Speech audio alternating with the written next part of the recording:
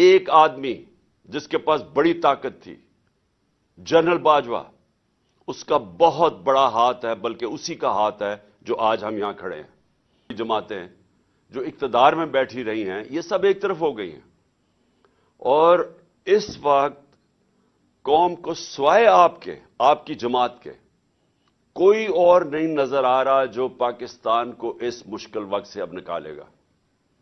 اور یہ ہمیشہ یاد رکھیں کہ ہم اب تک یہ امید لگا کے رہتے تھے جی کہ چلیں جی پولیٹیشن نے برا کیا تو اسٹیبلشمنٹ آ جائے گی اور وہ بچا لے گی۔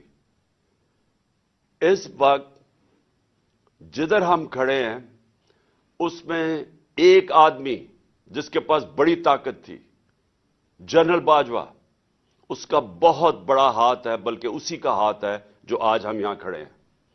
اور میں پھر سے کیونکہ بار بار اپنی قوم کو یہ بتانا چاہتا ہوں کہ میں نے اس کو بتایا بھی تھا، اور میں نے شوکت ترین کو بھی بھیجا اس کو سمجھائیں کہ اگر آپ نے ہماری حکومت کو ڈی سٹیبلائز کیا، جو بڑی مشکلوں سے ایک بینکرپٹ ملک تھا جو ہمیں ملا تھا، آج وہ کوئی اخبار میں اشتہار آیا ہوا ہے جی کہ انہوں نے ڈیفالٹ سے بچا لیا پاکستان کو۔ یہ ابھی اسد عمر نے میرے سے پہلے آپ سے بات چیت کی تھی۔ اسد عمر فائنانس منسٹر تھے جب ہماری گورنمنٹ آئی 2018 میں۔ ذرا اسد عمر سے بعد میں پوچھیں کہ ہمارے اوپر کیا گزر رہی تھی جب ہمیں پتا چلا صرف $8 ارب کے ہمارے پاس ریزروز رہ گئے تھے۔ یہی اسحاق ڈار نے سارا پیسہ $1 کو صرف مصنوعی طور پہ کنٹرول کرنے میں اس نے ہمارے اربوں ڈالر کے ریزروز غائب کر دیے۔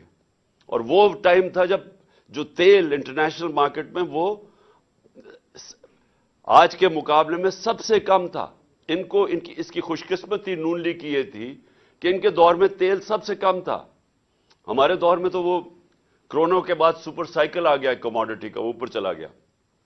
میں اس لیے آپ کو باتیں بتا رہا ہوں کہ آپ کو بیک گراؤنڈ پتا چلنی چاہیے کہ یہ حکومت جو ہے، یہ جو پی ڈی ایم ہے، ان کی ساری جو ترقی ہوتی ہے وہ اشتہاروں میں ہوتی ہے،